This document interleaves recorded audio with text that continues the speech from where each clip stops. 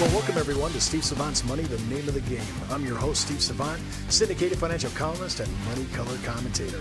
On today's show, income and expense planning in retirement, part 3 in our series on retiring right with media personality and financial consultant, Alex Joyce. Welcome to the segment, Alex. Thanks, Steve. Well, this is a big one. And by the way, if you say, Steve, budget, we're talking about budget. What's essential spending? What's discretionary spending?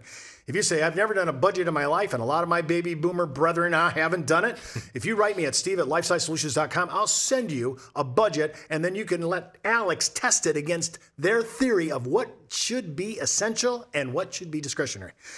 We all have to pay bills. We do. We're not going to get away with anything here in retirement. No, so sir. got to pay the utility bill, got to pay insurances for my car, for my house, blah, blah, blah, my long-term care insurance. I still have to pay all that. So how am I going to pay for this? Now, this is what bothers me. I'm a boomer. 2018, the number one complaint all over the net watching our show was, Steve, we still have bills to pay and we had losses. Yeah. Now, how can I match that up? Yeah.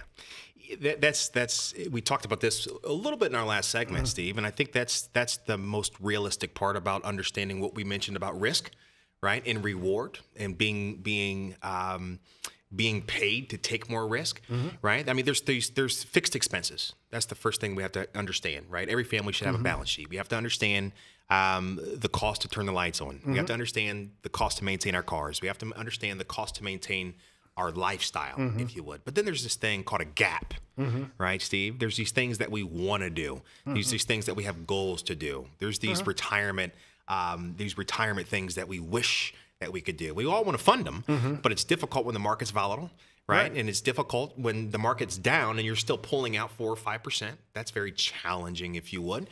So I think that most people, what they're looking for when they seek advice or when they walk into our office, they meet with us, my team, is they're looking for confidence. They're looking for a way ultimately to be able to do those things, not necessarily, again, being more conservative, maybe taking on the same amount of risk, but providing a lifestyle that they truly, really deserve to have. Well, let's just take the first one. I have essential spending. I got to do that. I can't get around it. Those are the bills that have to be paid. Sure. I need to identify that number. Yeah. Now, I do have Social Security coming in for me if I'm married, my spouse as well. Sure. We have that in, and that's guaranteed for life. Right. My bills, by the way, are guaranteed for life, okay? Right. But I've noticed something, and I'm asking you. I've noticed that most of the Social Security payments, and they're there, I'm glad to have them, but they're not going to be enough for essential spending. Having got to discretionary, it's not really enough. I need to match guaranteed bills with guaranteed income. Right. And I don't know if I can do that with mutual funds, ETFs, stock dividends, and bond interest. I don't know if I can do that. Yeah. Well, what they need to do, and just real fast, and it's funny you say that because I just read that the average Social Security is $17,000 a year, right? Pensions, as you mentioned, are dinosaurs, 3%. Have Very those few. now. Very Very few. few. So I think what we like to do is we like to find a way to squeeze that gap in as much as possible with another form of guaranteed income, right? So I think that you look like you had something on your mind. No, I was just thinking, from a boomer's point of view, which is the bulk of the people, 10,000 a day retired, right? Yeah.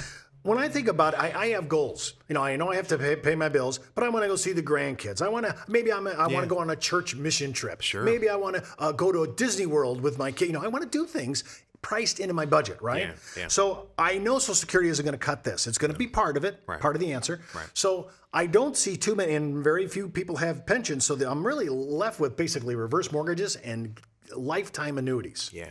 Now, I noticed that Jean Clement died at 122 years, 164 days. She is the Guinness Book of World Records. But not everybody's going to be that old, okay? Yeah. But to think about age 100, that to me is kind of reality now. That could be reality. Yeah. So how can I tether or actually in concert with my Social Security pick up an annuity to kind of go with that and take care of all these? You can, right? Fixed indexed annuities have an income rider. And you can, a lot of times you can get these at no cost or very little cost, cheaper than buying a actively managed or a passive mutual fund, if you would, less than 1%.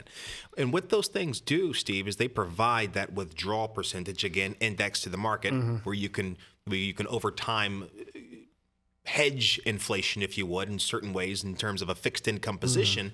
But they allow to have that income that you can't outlive. They provide that guaranteed lifetime income. They walk and talk just like a pension, right? But indexed to the market, which we believe is a feature everybody should have in their portfolio over time, being above inflation, if you would, being compensated for the risk of doing so. But anyway, what they do is they provide that extra layer of income.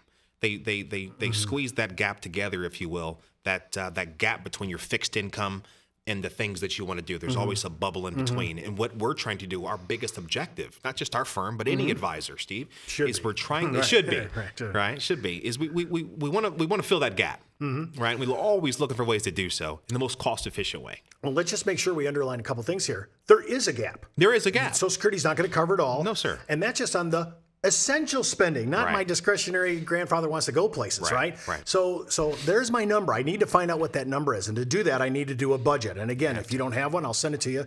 Just write an email. And keep in mind, and when we're talking about indexing, we talked about never going below zero, but also we do not participate in dividends, whether it's foreign and or domestic indices. So just to make sure we do full disclosure. Sure. Now, I have this annuity. I have this money coming in now. I figured out here's my Social Security income, and here's my joint annuity with myself and my spouse. Sure. That is taking care of all my essential and discretionary spending. So I partition that money away from there, and now I have money left over that I can do for inflation to grow my account. Absolutely. Talk a little bit about, we just talked about the partition. Now I need to talk about inflation because I'm still in the market. Yeah. As a boomer. Right. So that's the other piece, right? So now we're having a three-legged stool, right, Steve? So the other portion is hedging long-term inflation, making sure that we still have the objective of long-term growth, right? Whether that be, because the fact is, Steve, we have clients that even when the market's down, they promise their grandkids, all 5 or 6 or 7 of them, that they're going to go to Disney. You know what's going to happen? Right. They're going to go to Disney regardless, right, Steve? So our job, and it makes it even harder for the advisor, the everyday advisor, is our job where they hold us accountable for saying, hey, put that money back in my account. Can't predict the market, right? Don't have a crystal ball. But the goal is to have that three-legged stool where you have that. We know what the fixed income is. Now we're showing a way to fill that gap, right? To fill that gap, and then we have something over here. This next the third leg, if you would, of hedging long-term inflation. Whether that's an equity position, Steve, whether that's an ETF position or an index, or depending on if there needs to be active. Looking at different asset classes is the ultimate way for to gauge diversification. So we look at that.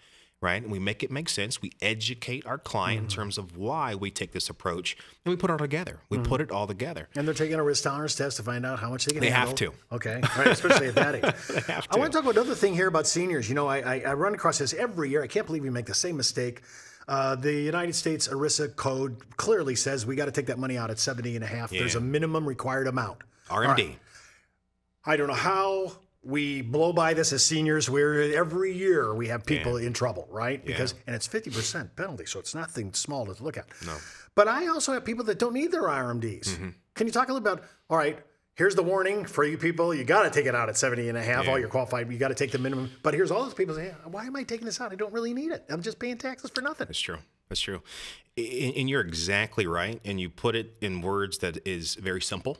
They have to take it out. And here's the thing is when we have clients that call and says, they got a letter from us in the mail that says, you're now 70 and a half, or you're approaching, you've got to take out X amount of dollars, 3.65% at 70 and a half. And they say, why?